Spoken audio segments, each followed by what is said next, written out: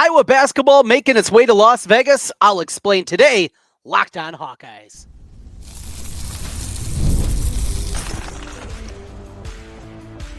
You are Locked On Hawkeyes, your daily podcast on the Iowa Hawkeyes. Part of the Locked On Podcast Network, your team every day. Hey, welcome in. I'm Trent Condon, and this is the Locked On Hawkeyes podcast. Thanks for making Locked On Hawkeyes your first listen every day. We're available wherever you find podcasts. You can also watch us on YouTube. While you're there, hit subscribe. Just takes a moment, and it helps us get in front of more Hawkeye fans. Today's episode of Locked On Hawkeyes is brought to you by the all-new 2025 Nissan Armada. Stay with us for the Armada Team of the Week later in the episode. Well, we get started today with basketball talk. It is March, and yes, we have a Iowa men's basketball team that continues into the Big Ten tournament. Yes, it's not where we wanted, but our conversation starts today with an interesting dynamic. Iowa not playing in the postseason NCAA tournament. We know that, short of winning 5 games in 5 days, coming up starting on Wednesday in the Big Ten tournament. No, it's not the NIT, the also-ran tournament. Back in the day used to be the bigger tournament. Not the case for the last, 80 years or so. No, not that one either. It is the new Crown tournament. We're going to talk about that. It's happening in Las Vegas, and kind of an interesting way to look at things for this Iowa basketball team and the way this very well could shape up for the rest of the season. We're also going to be joined by Scott Dochterman from The Athletic. He was in Carver-Hawkeye Arena last week on Thursday and had a catbird seat watching Margaret McCaffery make her way over. We'll talk a little bit about that and a few other topics, Iowa basketball and Iowa sports related with Scott Dochterman from The Athletic coming up here in just a little bit. Plus, what exactly is going on with Iowa softball? We're going to dive a little bit deeper into that as Iowa now onto their third coach of the year. Had one stepping away, Coach Gillespie, because of health, and then what transpired a couple weeks ago. We'll dive a little bit deeper into that one, and another one of those odd stories that I'll seemingly only get with the University of Iowa Athletic Department. There's always something to talk about, and that's good things for us. Let's get into it, though, and kick things off with Las Vegas. Now, Las Vegas is near and dear to my heart. It's one of my favorite places to go. A lot of great vacations out there. If you listen to my radio show, you know our connections that we have with Circa out there, the biggest sports book in the world. So one of my all-time favorite places. And I will tell you that Las Vegas is something that, as a gambler, as somebody that enjoys wagering on sports, that enjoys throwing dice on the craps table, just the sights, the sounds, the glimmer, the glint, all of it. I absolutely am enthralled by Las Vegas. Now, things change and they evolve throughout the time, but when this new basketball tournament was put together and announced last year, I want to say it was in April, maybe right around the Final Four. It was an eye roll, right? We, of course, have had the NIT, and for 32 teams, they expanded it for a while. I think it was 40 teams for a little bit. They've done a bunch of different things with it, but really the biggest part of these second-tier tournaments that have come in, win a couple of games. There's been fun runs. You know, I go back to the 90s when Iowa made that run. They got to the final 8 of the NIT. What a couple of games. I think one of them was against Ohio. Gary Trent, the Shack of the Mac, when he was playing at the Ohio University. That's what it was. And beat them for the second time that season. Got beat by Pete Lisicki in Penn State, if memory serves. That aside, it was a fun run. And they played a game in the Mark and Moline. That was cool. And we've seen some of those crowds for the NIT more energized than we're used to for Iowa men's basketball. And a reason for that is the people that want to go. It's not the season ticket holders, the people that get it from their company or for their company or business, things like that. It was people that really wanted to go. We saw some good charged up environments. And Fran had the squad early in his tenure that made that run all the way to the championship. That was fun. And the NIT can be a good deal. And when the CBIs come along and the CIT, these next tier below the NIT tournaments, you scoff and you laugh and they don't matter in the grand scheme of things. All right, it's something for a mid-major coach maybe to put on their resume. But this Crown basketball tournament is different. It's different for a couple of different reasons. You start because it's not going to be mid-majors or low-major teams that are going to be competing. You're going to have teams featuring schools from the Big Ten, from the Big 12, and the Big East. That's a good starting point. And at minimum, 2 teams from each of those conferences.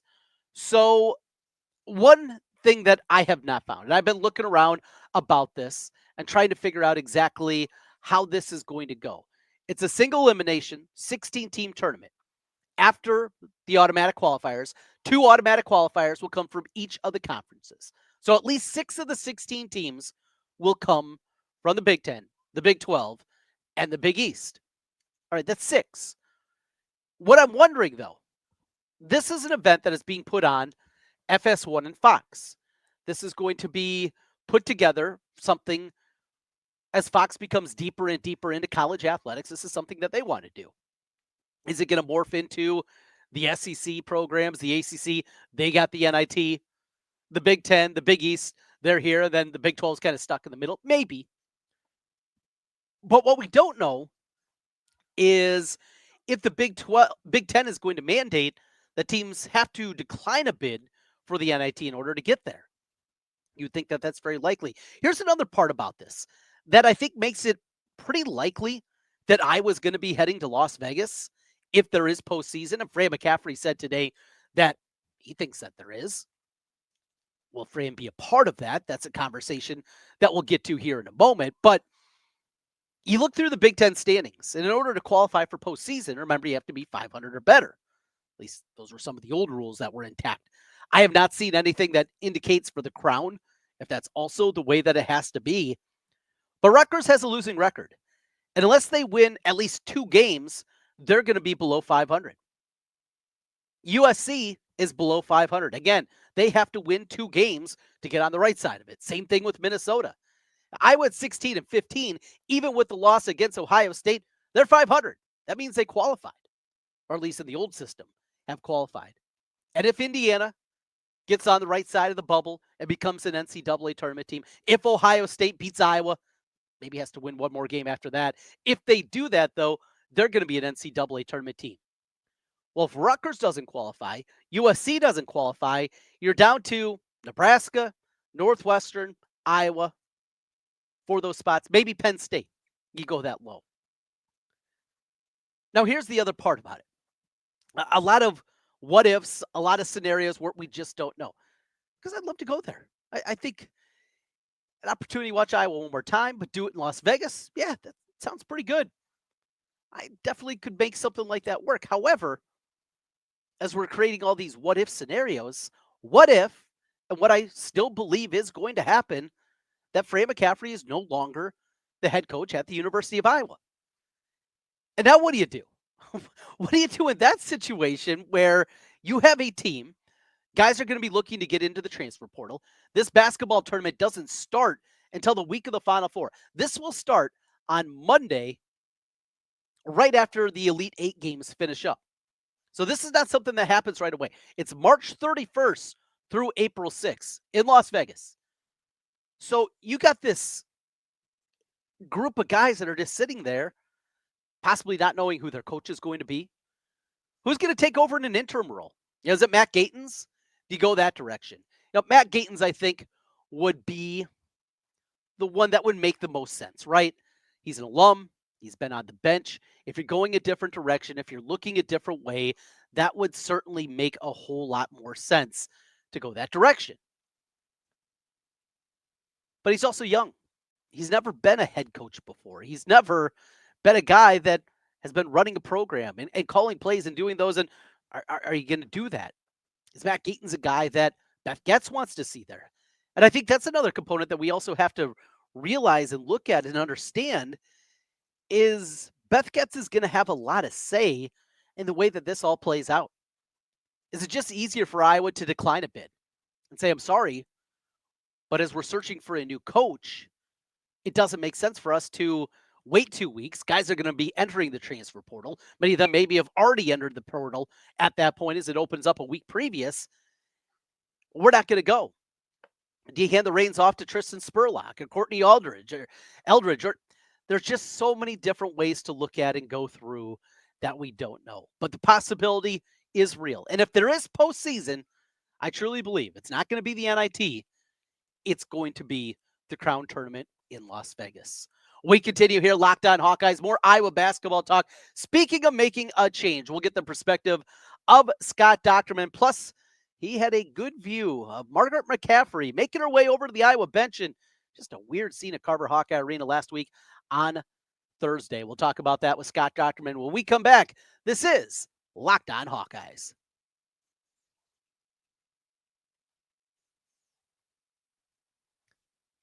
The Armada Team of the Week is brought to you by our friends at Nissan and the all-new 2025 Armada. Each week, our Locked On College basketball experts are picking one team that stands apart. From top-seeded stars to the unexpected upsets, these guys showcase the strength and sheer power needed to push their team forward. This week's Armada and clear-cut Team of the Week are the Duke Blue Devils. John Shire's team, led by National Player of the Year candidate Cooper Flagg, just ripped through the ACC, going 19-1. The Blue Devils are plus 434 points in ACC games, the largest point differential by a power conference team in league play since Kentucky way back in 1953-54. When it comes to the Nissan Armada, they say go forth and conquer, and that's exactly what the Duke Blue Devils have done here. It's clear that our Team of the Week is out here ready to conquer the road ahead with confidence, just like you can in the all-new Nissan Armada or any of the Nissan's outstanding vehicles.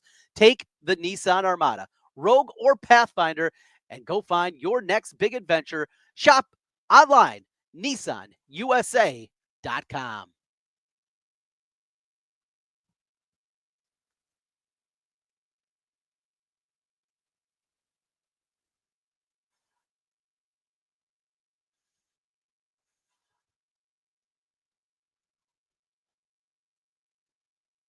Any longer. Doc, Trent, and Ken, thanks for coming on. How are you? I'm good, guys. How's it going today? Well, better. Twitter just came back. Is that what was going on? Yeah, I had the Okay. shakes. Did you have an outage, Doc? What's that? Did you have a Twitter outage? Oh yeah, absolutely, I did, and but it's all right. Sometimes I'm not so sad about that. Yeah, I don't know. I've got an addiction to it. Yes, you do. I can't. You know what? It's crazy, right? Before the we used to have computers in front of us. We used to look at the newspaper, and when the newspapers were late, when doing a morning show, you think, it was just, oh my God, what are we going to do? No Twitter, not that you need it, but since it's there, it's kind of a crutch thing. Anyways, it's back, and we're grateful for that. Hawks had a nice win yesterday, Doc. I don't think in the grand scheme of things, in fact, in the grand scheme of things, it doesn't change anything. We shouldn't be, passing out flowers for being the 15th of 15 teams to get into the Big Ten tournament. But at the same time, it's really nice for Peyton Sanford to be able to play another game. Bronze likewise for him. Thelwell for the seniors to at least get one more trip to the Big Ten tournament, to be included in that. Certainly way better than what the Huskers are going through here today. Yeah, the Huskers, had an outside chance at best, but still an outside chance to maybe squeak in to the bubble discussion. I mean, if had they won, they would have been 18-13, and maybe a win, maybe two wins at the Big Ten tournament, kind of gets to that 20-win plateau, and then they could get in that discussion and make a case, and who knows where we're going from there. But instead, Iowa played really well, and Iowa, every time it looked like that things were starting to slip away, they stepped up, and this has been a trying season for Iowa, no question. But they finished the regular season with a winning record. That's something that maybe kind of goes unchecked a little bit. Now, granted, you go back to those games in December and November, and you can see why. But still, it's still a winning record. And I think they really, just consistently have played hard and played well. For the most part against comparable teams, and they get to go to Indianapolis. Nebraska doesn't, and they'll have at least one more chance here to extend their season. For what we do, we're not supposed to have rooting interests, right? We're supposed to look at things objectively, but it was hard not to feel good for Peyton Sanford, seeing how his senior season went.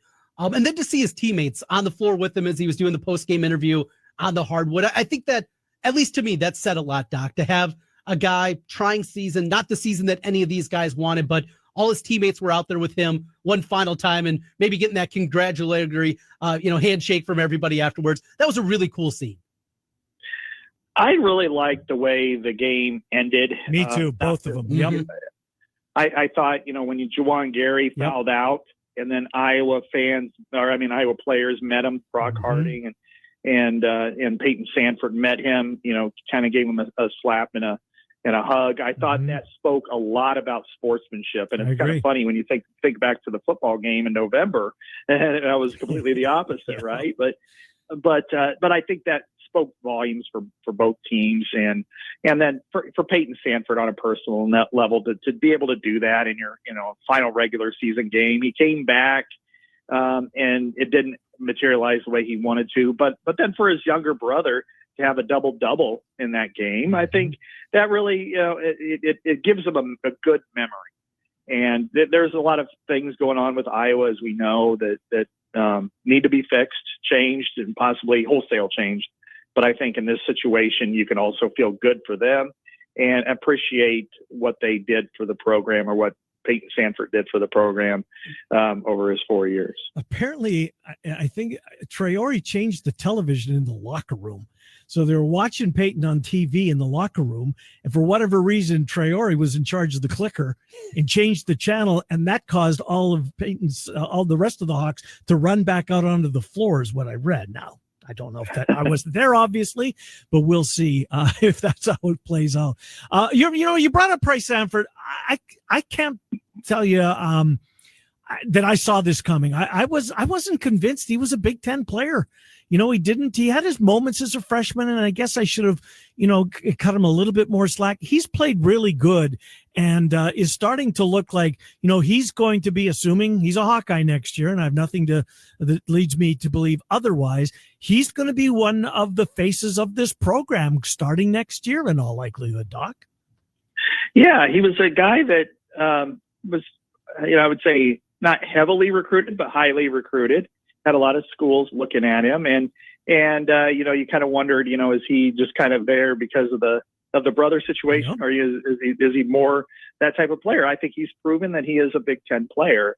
He's been off the bench this year, but when he's come in, I think he's been as consistent as any player that's come off the bench for Iowa. And I know that's not saying a ton, but I think the other day, to go through and play almost 30 minutes, 16 points, 11 rebounds, 3 assists, no turnovers.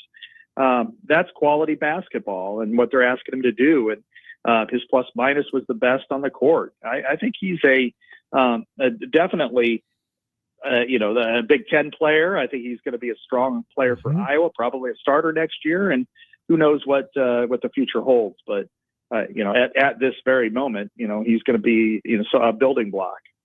So how this goes in Indy, win a game, win a couple even, we know it's not going to come to a conclusion with the championship. This team's not winning 5 games in 5 days. How quickly does Beth Goetz make her decision? How quickly do we find out whenever it goes final? Is it something that happens quickly? Because, Doc, we've been asked by Tom Caker, we got to get the story when it went down with Licklider, how it went down, and in comparison, how you think Beth Goetz is going to do it compared to the way that we saw Gary Barta do it. Good question. I know she's been doing her due diligence for a long time on this topic. I know whatever decision she makes, it's not going to be, okay, do they make this 3-pointer against Ohio State? And if they advance, then I think we should send him. Or if they miss, we're going to fire him. Fans' emotions can swing, from game to game, and our conversations can swing from game to game. But really, that decision is major. It's a major decision.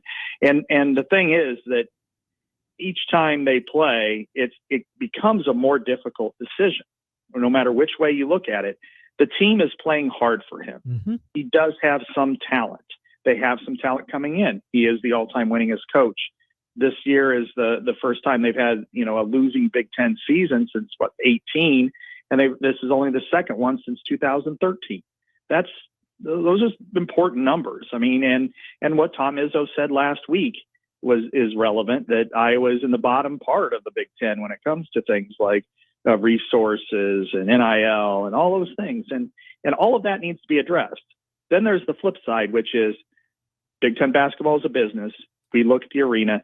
This is the lowest attendance since at least 1965, so 60 years. And back then they used estimates that there's not a lot of, there's not a lot of fans that are kind of found an engagement with the program over time. Then that needs to change. And I think what best decision has to be is, can Fran be the person to bring the fans back? And how, if so, how can he do it in a way that that works, that's suitable for him, that fans will believe, and fans will come to the arena and they'll be able to do it all. And I think that's going to be that's probably going to be just a tremendously difficult decision, because unlike we expect Ferentz at some point to retire, that's going to be the most important decision, but that's not going to be as polarizing as this one. No doubt. So, Doc, go back to the Licklider. Kaker keeps saying, you got to ask Doc. What would, were you camped out in the offices? Did you get the scoop first? Were you the first media member to know what was transpiring? I knew he was getting fired. It was on a Monday morning, and he had a meeting with Gary Barta at 9:00 in the morning.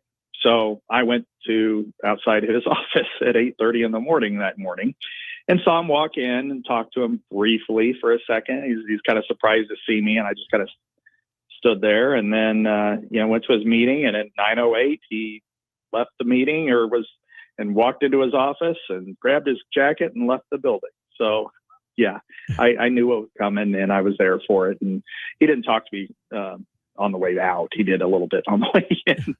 8 minutes is how long it took, though. Yeah, 8 wow. minutes. 9 o'clock meeting starts, 9:08 he's out the door. Wow. Yeah. Happens quick. Yeah. And, but what are you going to say? Right. Exactly. Yeah. And that's unfortunately kind of the way things went there. And it just feels like a program. Hey, you had a front row seat. What was happening last Thursday with Margaret McCaffery making her way over to the Iowa bench? Where were you able to ascertain out of that situation? Yeah, it was really unusual, because you just don't see people, let alone spouses of coaches, do those types of things. But yeah, I was at the 11:51. I think it was so right at the under 12 of the second half. I think she was mad about some of the calls. That's what I could deduct, I think, from the situation. Larry Serrato was on the floor, so there hasn't been a lot of love lost between the McCaffery family and them. Yeah. And she came over and was pointing and yelling, and I couldn't tell if she was yelling at Fran about the get after Larry or what, but it was very visible and surprising, and everybody was kind of jaw hit the floor, because it's just not an unusual type of thing to see at a game.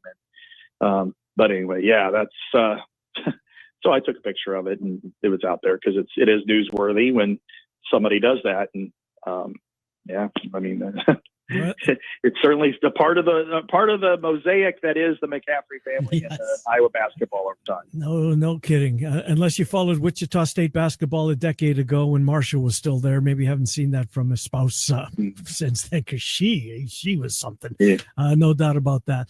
Doc, Iowa is going to hold some sort of when switching to football once we get to the end of spring practice.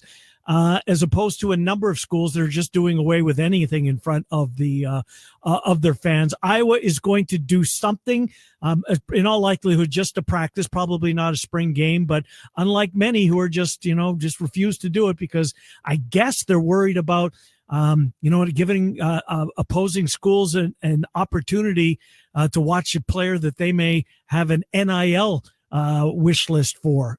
Is that what the reason behind all the cancellations? And do you know what Iowa plans on doing? I would say that that's a reason, that's a factor being discussed. I think in Nebraska was the one that really brought it up, and other schools feel the same way, that sometimes if you have that open practice, that poachers can come in and analyze your roster and potentially, persuade a player or two to move on into a different direction. I don't know how much of that is true. It's a tough time of year for those kind of movements, but I assume that there is some truth to that. Everybody is very paranoid.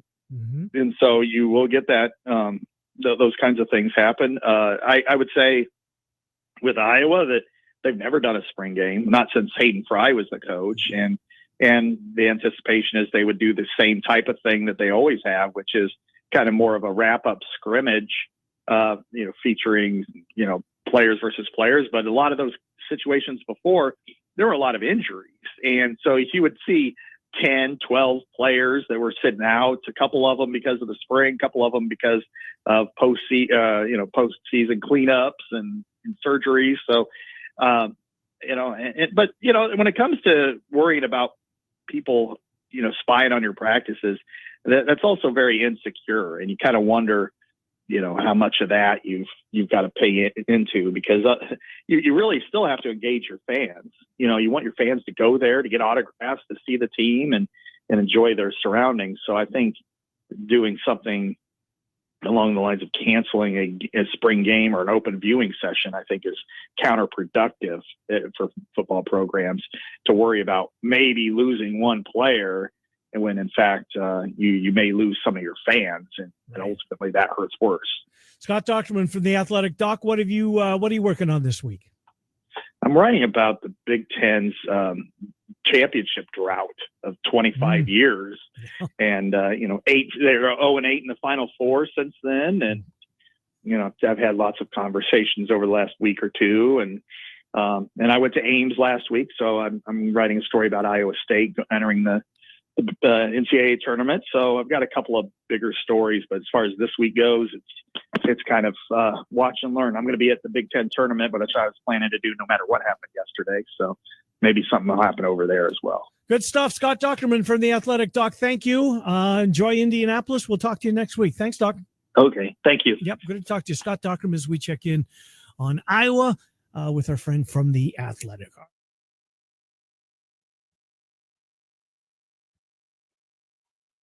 Today's episode of Locked On Hawkeyes is brought to you by Roy. Hawkeye fans, ever wish you could directly support your favorite Hawkeye athletes and be part of their journey? Now you can with Roy, the NIL app that puts fans in control. Before Roy, NIL deals were often handled behind closed doors, and fans like you didn't have a clear way to directly support the players you love. Now with Roy, you can make a real impact and feel closer to the athletes representing Iowa. With Roy, you get to choose the player you want to support, decide how much you want to contribute, get exclusive content straight from the athletes you back. And the best part, if the player transfers, you get your money back. So it's a risk-free way to show your support and make your voice heard. Support your favorite players directly and help shape the future of Iowa sports. Download the Roy app now from the App Store and start backing Hawkeye athletes the way they deserve, with transparency, trust, and real impact. This is the future of college sports. Join it now by downloading Roy and supporting your favorite players. Trent Condon back with you one final time. Locked On Hawkeyes. Thanks for being with us and making Locked On Hawkeyes your first listen every day. As we wrap things up today, a story that always falls to the kind of back burner. 2 years ago, we talked a lot more Iowa softball. They had that fun run in the postseason tournament. Didn't make the NCAA tournament. This is a proud program that